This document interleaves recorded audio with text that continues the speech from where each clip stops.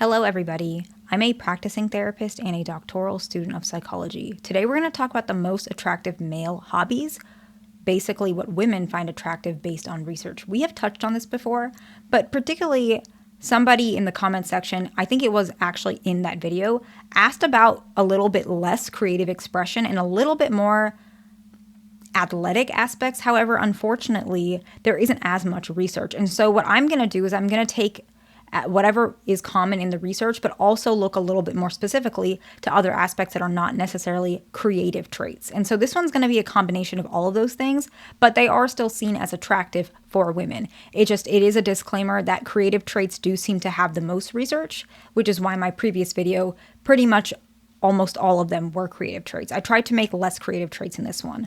So that's kind of the difference there. But the first one is volunteering. And I talked about it briefly on another video. Volunteering is perceived as attractive for a couple reasons. And one of it is mentorship. Volunteering / mentorship might be a better way of actually talking about this particular point because mentorship shows leadership. Volunteering shows empathy, kindness, social awareness, and we're going to touch on social awareness in a little bit, but also it shows resourcefulness, and that's the one we're going to touch on first. Women do tend to like men who are a little bit more resource forward. No, I don't think anybody is shocked about that, right? Nobody is shocked, at least I don't think so. Resourcefulness means that you have some sort of assets, and assets don't have to be tangible. It can be time. A lot of women like attention because it shows that you have enough time for her. It's a resource. It shows that you have the ability to take time off of work, or you don't have to work so many hours. Well, it shows that you have time for other people is a better way to put it. Volunteering without pay, that's how it is in the United States. Volunteering, you don't get paid. It shows that you have, a certain amount of comfort that you don't necessarily, you're not hurting when you're volunteering. You're actually able to extend and give to other people. It shows that you're so kind, you're a leader, you're dominant in the sense that you're not negative. And so the positivity also shows some sort of magnetism. And the social awareness part is the part I was going to talk about next because it also shows some of these, and in conjunction is one of the main reasons why volunteering is attractive for women. It shows that you are aware that other people may struggle in different ways than you do, and it shows that you're not a negative person. Women do not like negative people. Actually, I think there's research that there is research, not that I think. There's a significant amount of research that a lot of people do not like negative people or neurotic people. And we're going to make a video separately on neurotic because people who are neurotic don't necessarily have to be negative, but most of them are. And it actually is, I believe, one of the main contributing factors to failed relationships and failed marriages. And so social awareness is kind of the opposite of that because it's a protective factor against being neurotic. It shows that you are aware of other people, but you're also aware that even if you're feeling really bad about your situation, there is somebody out there who has some aspects that they're struggling with more than you, if you can measure that. That's why volunteering is very attractive. If you're interested in more exclusive content from me, I post 5 minimum exclusive videos a month in our group, and we do other things as well. So if you are interested in joining, that is pinned in the comments. The next one is intellectual / skill-based hobbies. Now, it does depend on the opinion of how this is perceived. An example is chess. That's intellectual, introspective communication to some extent, right? Reading, writing. However, there's some attributes. I don't even know if I'm allowed to talk about this on, I think I can say poker, right? I think so. I don't know. Poker is my perspective of it, it's skill-based. I know there's a luck component, but it does have some skill. It's different compared to like slot machines, right? It's skill-based and there is some communication. Some women don't find that attractive, even if that is an intellectual and skill-based hobby. But I guess it depends on the perspective. But I personally think intellectual and skill-based hobbies can be a lot of different things. So this one's a little bit difficult to pick up in the research because of those very different avenues, perspectives, opinions, honestly, about what that is. But overall, I think if you are using those skills, it's beneficial in a lot of different ways, not just to attract somebody, but just to build up yourself, right? Because if you're a person that likes poker, it's very likely you're going to be doing that multiple times a week. And so you're probably going to need to be with somebody who understands that sometimes you're going to have to do that, depending on how serious you are of a player.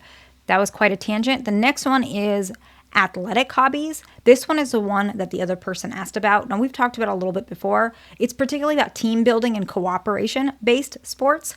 Women find it more attractive if you're doing something cooperative. It's less attractive if you are just, is there an athletic hobby that is, there probably is quite a bit, but like, for example, football, even golf, these are, even though golf is not necessarily athletic, but it's a little bit more cooperative. Even if you guys are one against the other, a lot of times people are doing this, they're talking to one another. And women like the fact that you have some sort of like a group or a team or connection with other people, other men, and that can be seen as attractive. However, some athletic hobbies, I think some women don't find it attractive if you're doing very, very risky hobbies, and so it does depend. But overall, any sort of hobby that you're doing some sort of physical activity to even a little bit of an extent, combined with cooperation, tends to be where women find the most attraction.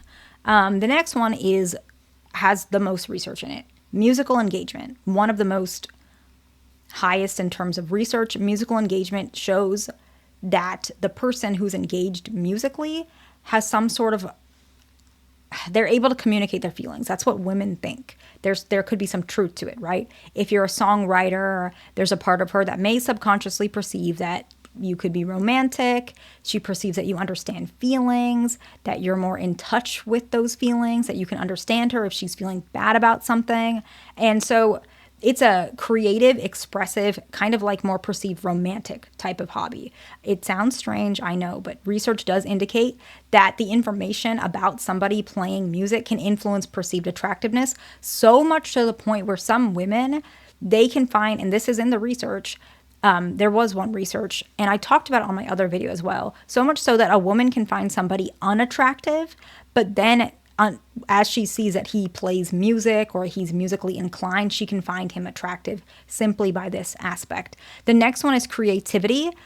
Similarly, there's so much research that creativity can increase attractiveness when assessing potential partners, meaning that this compensates for lower physical attractiveness.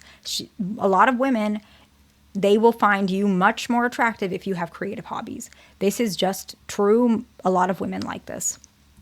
And we talked a little bit more about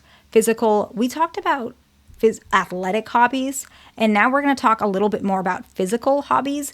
Now, I don't play sports, and I'm not very athletic, so it's kind of hard for me to split that up. I was trying to based on how the research worded it, so I could have made it a little bit confusing for you, and I'm sorry about that. But this one, I'm talking more about things that are not necessarily what I consider sports, but maybe I don't know what. Like, I think golf is a sport, right? That's why I talked about golf originally. Could be wrong. But this one I'm talking about like hiking and running. And this does signal fitness and health. So the fitness and health portion has more, like a little bit more, it's more backed up by research, whereas running and hiking is not necessarily attractive, but the benefits of hiking and running can be seen as attractive. That's kind of the best way to put it. It's not directly tested. The next one is traveling and exploration. This one is not that common in research, just a very little bit, but the reason why is it signifies openness, curiosity, and adaptability. And then photography is one of the most desirable aspects for women in terms of creativity and self-expression, and a lot of women find this to be incredibly attractive. And so the research is going to be in the description box. I just got off work, and I just changed into like more of my like regular attire, not my work clothes, and I'm a little bit all over the place, so I do apologize for that. I know a lot of you guys get mad about the way I communicate sometimes. Actually, a lot of you guys get mad about a lot of things I say, but I did want to just let you know I'm aware that I'm a little bit all over the place, more so than usual. I do a lot of things. I'm an incredibly busy person, but I like making videos just for I enjoy making videos. I'm glad that you guys enjoy them as well, but I make them because they're enjoyable to me. They actually help me relax because I'm talking about things that are somewhat based on psychology. Of course they are. They're actually very much based on psychology, but they're not about like my actual patients. And so it's kind of a nice segue for me to calm down. So I hope this video was helpful to somebody. Please like, subscribe. I'll see you in the next one.